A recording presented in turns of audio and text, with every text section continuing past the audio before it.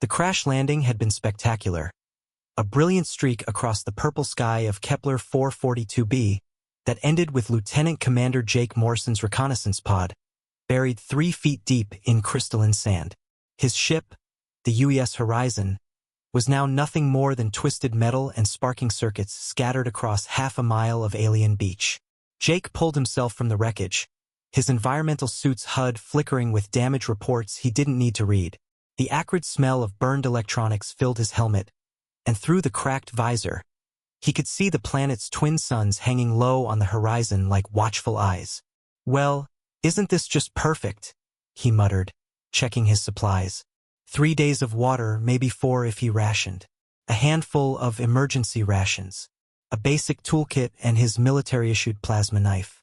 Not exactly the equipment you'd want for an extended camping trip on an unexplored world. The planet had seemed peaceful from orbit. Vast oceans, continent-spanning forests, and no signs of technological civilization. Command had designated it a Class M world. Habitable, potentially colonizable, worth investigating. What they hadn't mentioned in the briefing was the pack of apex predators currently emerging from the tree line. They moved like wolves, but that's where the similarity ended.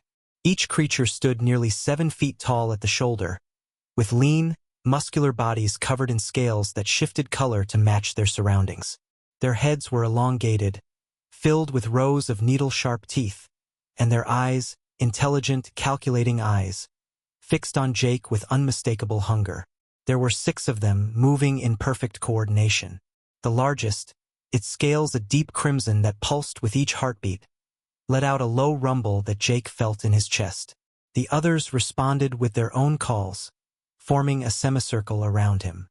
Jake's hand moved instinctively to his plasma knife, but he stopped. These weren't mindless beasts. Their movements were too organized, too purposeful. They were starving, that much was obvious from their prominent ribs and the desperate edge to their positioning, but they were thinking creatures. "Easy there," Jake said softly, keeping his hands visible. "I know you're hungry, but I'm probably not as tasty as I look." The pack leader tilted its head, studying him. It took a cautious step forward, nostrils flaring as it caught his scent. Jake noticed something else. Burn marks along its side, partially healed wounds that spoke of recent battles. These predators weren't just hungry. They were desperate. "Your territory's been hit hard, hasn't it?" Jake continued talking, his voice steady despite the adrenaline coursing through his veins. "Something's driven your prey away, or maybe there's competition you can't handle." The leader made a sound, not quite a growl, more like a questioning whine. It was then Jake noticed the smaller pack members behind it. Younger ones, he realized. A family unit, maybe even offspring. They were protecting their young while searching for food in a harsh environment. Jake made a decision that would have gotten him court-martialed if Command ever found out. Instead of reaching for his weapon, he slowly removed his emergency rations from his pack. The smell of processed nutrients immediately caught the pack's attention, their heads snapping toward the sealed packages. "I've got enough for maybe one of you," Jake said, opening a ration pack and placing it on the ground between them. "But I've got something better than charity." The pack leader approached cautiously, sniffing the food. It looked back at Jake, then at its hungry pack, clearly torn between caution and desperation. "I can teach you," Jake continued. "Where I come from, we learned that giving someone food feeds them for a day. Teaching them to get their own food feeds them for life." The leader consumed the ration in 3 quick bites, then sat back on its haunches, studying Jake with new interest. The hunger was still there, but now it was mixed with something else. Curiosity. Jake pointed toward the ocean, where bioluminescent creatures could be seen darting beneath the waves. "There's protein in that water. More than enough for all of you." He gestured to the forest, where his damaged sensors had detected numerous life signs. "And in those trees, you just need to know how to get to it efficiently." The pack leader made a series of sounds, clicks and whistles that the others responded to immediately. They didn't disperse, but they settled into resting positions, still alert but no longer in attack stance. Jake sat down on a piece of his destroyed ship, meeting the leader's gaze directly. "So what do you say? Want to learn something new? The leader tilted its head again, then made a sound that almost resembled agreement. Behind it, the pack waited with patient hunger, their intelligent eyes reflecting the growing starlight. Jake smiled grimly. He had 3 days of water and a pack of starving alien predators for company. But he also had something that had made humanity survivors across the galaxy: the knowledge of how to adapt, how to learn, and how to teach others to thrive in impossible circumstances. "All right then," he said, standing up and surveying the alien landscape. "Class is in session." Dawn on Kepler 442b came with a spectacular light show, the twin suns rising in sequence, painting the sky in shades of amber and rose. Jake had spent the night huddled against his ship's wreckage, while the pack maintained a respectful perimeter around him. They hadn't slept much either, he noticed. The younger ones dozed fitfully while the adults kept watch. The pack leader, Jake had started thinking of him as crimson due to his distinctive coloring, approached as the light strengthened. The alien predator moved with careful precision, stopping just outside what it seemed to consider Jake's personal space, a sign of intelligence and respect that gave Jake hope for what was to come. "Good morning to you too," Jake said, stretching muscles stiff from sleeping on metal. His suit's recycler had worked overtime during the night, but his water reserves were already down to 2.5 days. Time to put theory into practice. He gathered his toolkit and walked toward the shoreline, the entire pack following at a distance. The beach was littered with strange coral-like structures and tidal pools that bubbled with alien chemistry. Jake's scanner confirmed what he'd hoped. The water was teeming with life, and most of it registered as safe for consumption by carbon-based organisms. "First lesson," Jake announced to his attentive audience. "Fishing isn't about strength or speed. It's about patience and understanding your prey." He selected several pieces of metal from his ship's debris and began fashioning crude hooks with his plasma knife. The pack watched with intense interest as he worked, their heads tracking each movement. Crimson made soft clicking sounds to the others, and Jake got the distinct impression he was being translated. "Your species hunts on land," Jake continued, pointing to the claw marks he'd found around the wreckage, evidence of their earlier attempts to catch the quick-moving land creatures that scattered at their approach. "But water hunting is different. The prey can't run away as easily, but you have to think like they do." He demonstrated by wading into the shallows, moving slowly to avoid disturbing the sediment. Small, fish-like creatures with translucent bodies darted between the coral structures, their movements following predictable patterns as they fed on microscopic organisms. "See how they move?" Jake asked, pointing at a school of the creatures. "They follow the current, but they always return to the feeding areas. They're not random, they're efficient." Crimson waded in beside him, his massive form surprisingly graceful in the water. The other pack members followed, and Jake noticed how quickly they adapted their hunting instincts to the new environment. Their color-changing scales shifted to match the blue-green water, making them nearly invisible. "Exactly," Jake grinned, watching one of the younger pack members successfully mimic his slow movement technique. "Camouflage works here too. But watch this." He constructed a simple trap using debris and placed it in a narrow channel between two coral formations. The design was basic, a funnel that allowed fish to enter but made escape difficult. Then came the hardest part: waiting. For the first hour, nothing happened. The pack grew restless, their hunting instincts urging them to chase the visible prey. Several of the younger ones broke position, scattering the fish and forcing Jake to start over. "Patience," he repeated, settling into a meditation stance he'd learned during his military training. "This is the hardest part for any predator. Your instincts say chase, kill, eat, but sometimes the best strategy is to let the prey come to you." Crimson seemed to understand. He settled beside Jake, his massive form going still as stone. The others took the cue from their leader, and gradually the water around them returned to its natural rhythm. By the second hour, curious fish began investigating the trap. By the third, Jake's improvised funnel contained a dozen healthy specimens. When he finally lifted the trap from the water, the pack's excitement was palpable, but they didn't break formation until Crimson gave a low, rumbling signal. "Smart," Jake said, genuinely impressed. You understand delayed gratification. That's going to serve you well. He distributed the fish among the pack, noting how Crimson ensured the youngest members ate first, another sign of sophisticated social structure. As they fed, Jake worked on improving his trap design, using more debris to create a semi-permanent fishing station. Tomorrow we'll build bigger traps, he told them, and I'll show you how to use tools to make this even easier. But first, you need to practice patience. The ocean has enough food for all of you, but it won't give it up to hunters who can't wait. As if to prove his point, a school of larger fish approached the shoreline, creatures the size of earth salmon with silver scales and powerful tails.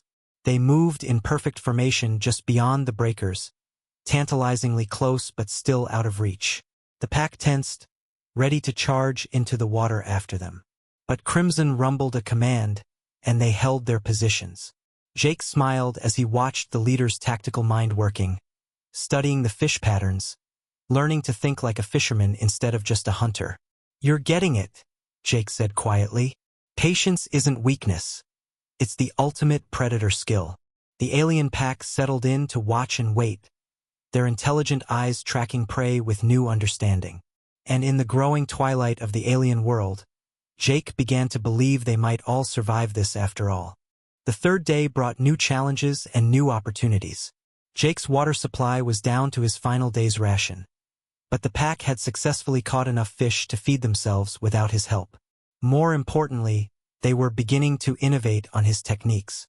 He woke to find Crimson and two others positioning rocks in the tidal pools, creating more sophisticated traps than Jake's original design. They'd observed how the water flow changed with the tides and adapted accordingly. When Jake approached to investigate, Crimson made a series of clicks and whistles while gesturing toward the improved trap. You modified the design, Jake said, genuinely amazed. You made it better. The trap incorporated natural funneling from the rock formations, creating multiple chambers that sorted fish by size. It was ingenious, and it proved these predators weren't just learning his techniques, they were improving on them. But fishing wouldn't be enough long-term.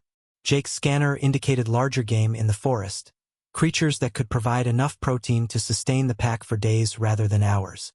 The problem was that these animals had learned to avoid the pack's traditional hunting methods. Time for advanced tactics, Jake announced, shouldering his toolkit and heading for the tree line. The forest was dense with vegetation unlike anything on Earth. Crystalline trees that rang like bells in the wind, and undergrowth that glowed with stored sunlight. His scanner showed a group of large herbivores about 2 clicks inland, creatures roughly the size of earth elk but with 6 legs and natural armor plating. The pack moved through the forest with fluid grace, their scales shifting to match the environment so perfectly that Jake sometimes lost sight of them entirely. But as they approached the herbivore's location, he could see the problem immediately. The prey animals had positioned themselves in a clearing surrounded by dense undergrowth, perfect for spotting approaching predators. Previous hunting attempts had left obvious signs: trampled vegetation, claw marks on trees, and scattered scent markers that warned the herbivores of danger. Your problem isn't strength or speed, Jake observed, crouching beside Crimson. It's predictability. These animals know how you hunt, so they've adapted their behavior. He studied the terrain carefully, noting wind patterns, sight lines, and escape routes. The herbivores were smart, but they were still animals driven by instinct and routine. We need to hunt like humans, Jake said. Not just with instinct, but with planning. Intelligence versus intelligence. He began sketching in the dirt, showing the pack a different approach. Instead of a direct assault, he proposed something more sophisticated, a coordinated effort that used the herbivore's own defensive instincts against them. 3 groups, he explained, pointing to different positions around the clearing. The first group stays hidden upwind, making just enough noise to keep the prey alert but not enough to trigger flight. The second group circles wide, staying completely concealed until the signal. The third group, the smallest and fastest, waits in the one blind spot the prey can't watch. Crimson studied the plan, then made a series of complex vocalizations to the pack. Jake was amazed at the sophistication of their communication. It wasn't just simple calls, but seemed to include tactical details and individual assignments. The hunt that followed was a masterpiece of coordination. Jake watched from a concealed position as the pack executed his strategy with modifications of their own. They used their color-changing abilities not just for camouflage, but for communication, subtle shade shifts that conveyed information across distances without sound. The herbivores, sensing something different about this approach, grew increasingly nervous. But the pack's patience had improved dramatically since their fishing lessons. They waited motionless, as the prey animals gradually moved toward the escape route that seemed safest, directly into the path of the concealed ambush team. When Crimson finally gave the signal, a flash of brilliant red that every pack member could see, the hunt was over in seconds. Not because of speed or ferocity, but because of perfect timing and positioning. The herbivores never had a chance to react before the trap was sprung. As the pack fed on their success, Jake noticed something remarkable. They were sharing the kill according to contribution. Those who had played more dangerous roles in the hunt received larger portions, while the younger members who had served as lookouts still received their fair share. It was a complex social structure that rewarded both cooperation and skill. "You're not just predators," Jake realized aloud. "You're strategists." Crimson approached him, carrying a choice portion of the kill. When Jake shook his head, his emergency rations were sufficient for now. The pack leader made a sound that was unmistakably approval. Respect between equals. But the most significant moment came when one of the younger pack members began practicing Jake's trap-building technique with sticks and leaves, creating miniature versions of the designs they'd learned by the water. Others watched and learned, adding their own modifications. They weren't just learning individual skills, they were developing a teaching culture. Knowledge was becoming something to be shared and improved upon, not just instinctively passed down. As the twin suns set on another day, Jake realized his situation had fundamentally changed. He was no longer a stranded human trying to survive until rescue. He was a teacher, and his students were becoming something more than they had been before. The question now wasn't whether they would survive, but what they might become. Jake's water ran out on the fourth day, but by then it didn't matter.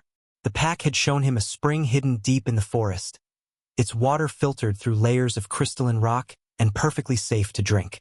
It was another sign of their growing trust, sharing vital survival information with the strange alien who had taught them new ways to hunt. But Jake had one more lesson to share, perhaps the most important one in human history: the mastery of fire. He'd been saving this moment, waiting until the pack fully understood the concept of tools and delayed gratification. Now, watching them work together to prepare their latest kill, he knew they were ready for the knowledge that had transformed humanity from simple hunters into civilization builders. "Cooking," Jake announced, gathering dry wood from the forest floor. The difference between surviving and thriving. The pack watched with intense curiosity as Jake arranged the fuel and began working with his plasma knife's lowest setting. The first spark caused several pack members to step back instinctively. Fire was dangerous to any living creature. But Crimson held his ground, studying Jake's movements with calculating intelligence. The flame caught, small at first but growing as Jake fed it carefully. The pack's reaction was immediate and complex. Fear, fascination, and recognition of power all mixed together. Fire was something they'd encountered in nature, from lightning strikes and volcanic activity, but they'd never seen it controlled and directed. "Fire transforms food," Jake explained, cutting a portion of their latest kill and spearing it on a makeshift spit. "It breaks down tough fibers, kills harmful organisms, and unlocks nutrients that raw meat can't provide. But more than that, it's a tool that makes other tools possible." As the meat cooked, its aroma changed dramatically. The pack's enhanced senses picked up the chemical transformations happening in the protein, and Jake could see their interest shifting from wary curiosity to genuine hunger. The cooked meat smelled better than raw, even to alien sensibilities. When Jake offered the first piece to Crimson, the pack leader approached cautiously. The meat was still hot, and Jake showed him how to let it cool, demonstrating patience once again. When Crimson finally tasted the cooked flesh, his reaction was immediate: surprise, then satisfaction, then something that looked remarkably like delight. Within minutes, the entire pack was gathered around the fire, watching intently as Jake prepared more food. But he didn't just cook for them, he showed them how to tend the flames, how to control the heat, how to tell when meat was properly prepared. Fire requires respect, Jake instructed, demonstrating how to safely add fuel without smothering the flames. It serves you if you understand it, but it can destroy everything if you don't. Like any powerful tool, it demands wisdom. The pack learned quickly. Their dexterous claws, designed for gripping prey, proved surprisingly adept at manipulating burning sticks and arranging fuel. Within hours, they were maintaining their own fire under Jake's guidance, taking turns as firekeepers while others hunted or fished. But the real transformation came that night.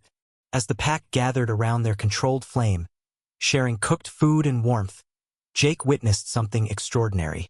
They began to vocalize not the tactical communications of the hunt, but something more complex. Stories, perhaps, shared experiences being passed down through sound. The younger pack members listened intently as the adults made elaborate vocalizations, complete with gestures and tonal variations.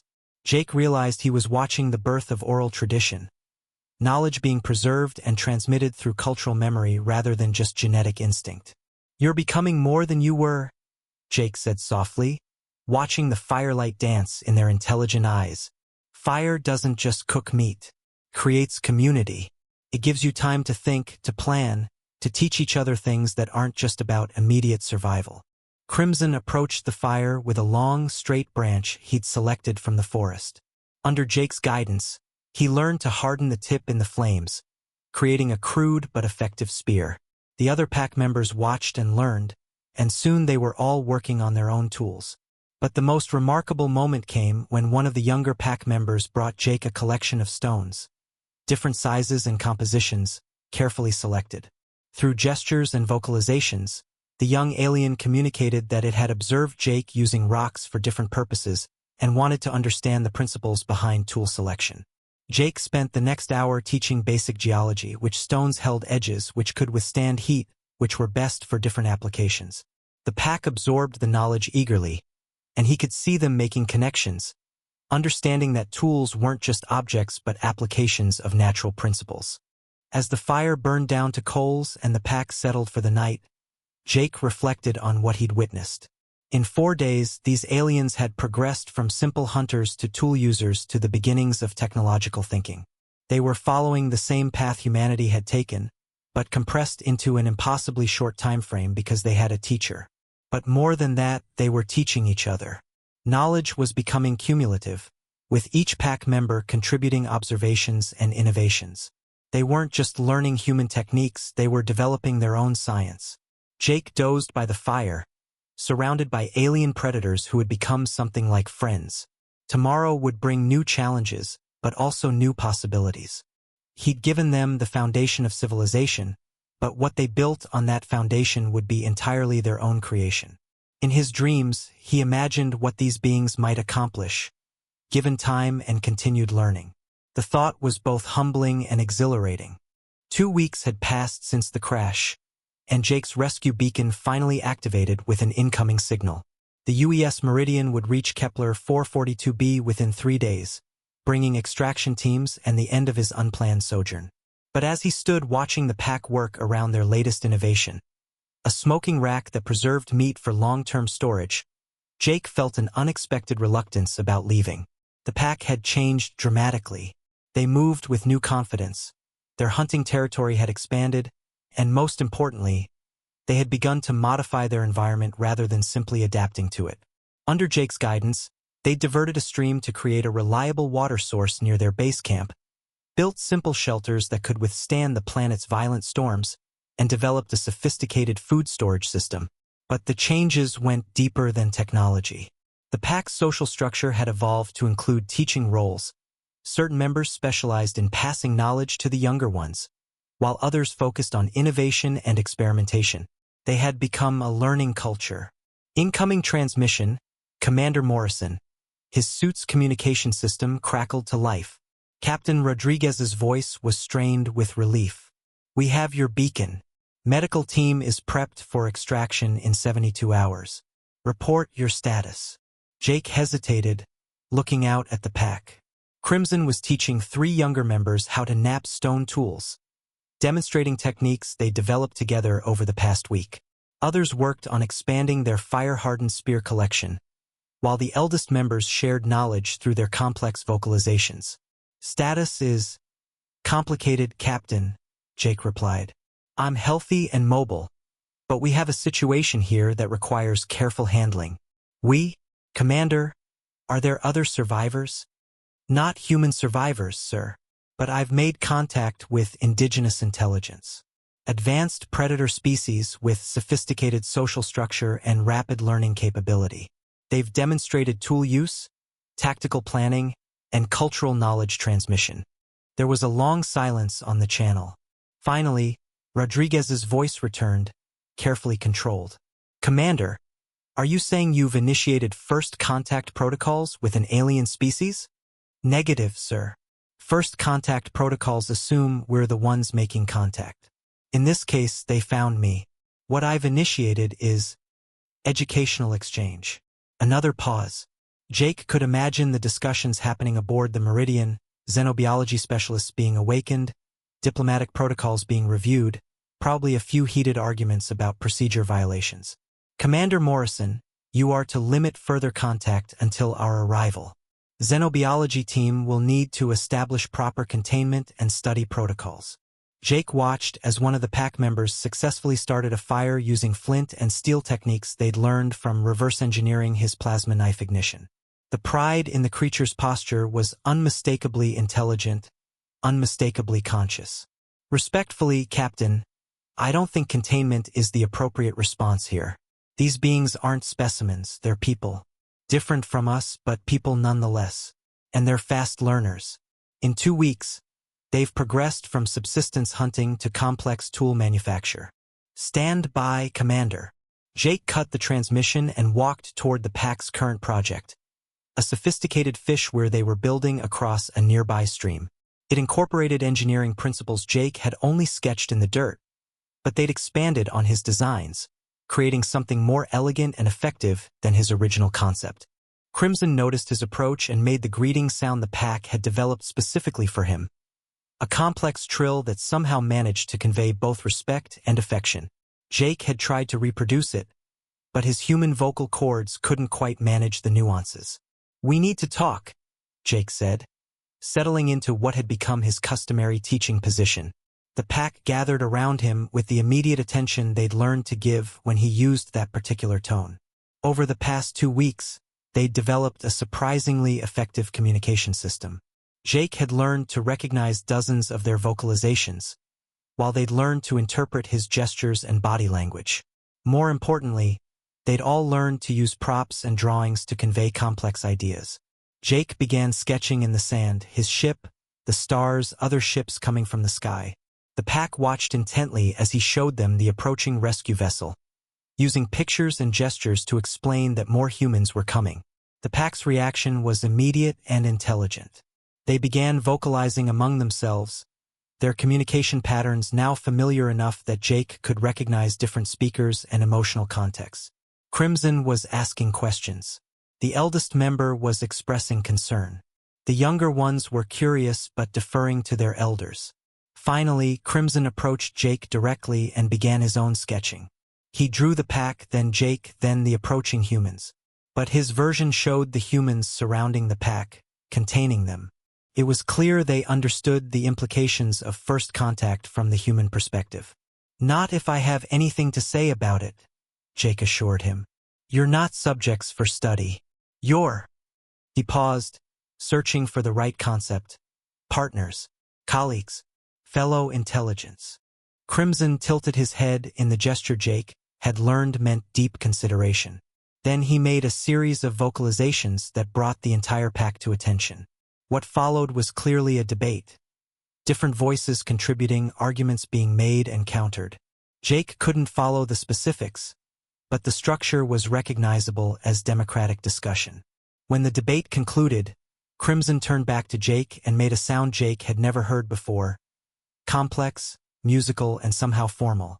The other pack members responded in unison, their voices creating harmonies that resonated through the crystalline trees. "I don't understand," Jake admitted. Crimson began a new drawing, this one more elaborate. He showed the pack, but changed and expanded. Tools, fire, structures, and new symbols Jake didn't recognize but that clearly represented concepts rather than objects. Then he added figures that weren't quite the pack and weren't quite human, something in between. You want to keep learning, Jake realized. Not just from me but from others. You want to join the larger community of intelligence. The confirmation was unanimous, every member of the pack vocalizing agreement. When Jake's communicator crackled again, he answered with new confidence. Captain Rodriguez, I'm transmitting my recommendation for first contact protocols. These beings have demonstrated rapid technological and social advancement through educational exchange. They're requesting continued contact and knowledge sharing. I recommend we approach this as a cultural exchange rather than a xenological study. Commander, you're exceeding your authority. Sir, with respect, someone had to make the call. These beings saved my life, learned to use fire in a matter of hours, and developed metallurgy from basic principles in 2 weeks. They've got more innovation potential than most human colonies I've visited. We can study them or we can learn with them. I know which approach I'd want if our positions were reversed. Jake looked out at the pack, busy with their various projects, improving on everything he'd taught them while developing entirely new techniques he'd never considered. Crimson caught his eye and made the greeting sound again, but this time it carried a new note, anticipation. Besides, Captain, Jake added, the teaching never really ends. It just gets more interesting when you have better students. The response took several minutes to arrive, and Jake could hear multiple voices conferring in the background before Rodriguez came back on the channel. Commander Morrison, you are to establish preliminary contact protocols and maintain current relationships until our arrival. Xenobiology team will be accompanied by diplomatic corps. And Morrison, yes, sir? Good work, Commander. Sounds like you've made some remarkable friends. Jake grinned, watching as the pack's youngest member successfully completed his first stone axe, the tool balanced and sharp enough to fell small trees. The celebration that followed included sounds of joy that needed no translation across species lines. That I have, Captain. That I have. As the twin suns set on another day of learning, Jake realized his crash landing had been the best accident of his career. He'd come to survey a planet for human colonization, but instead he'd helped birth a new civilization.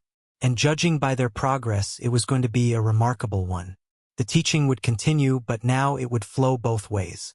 And Jake couldn't wait to see what they would learn from each other next.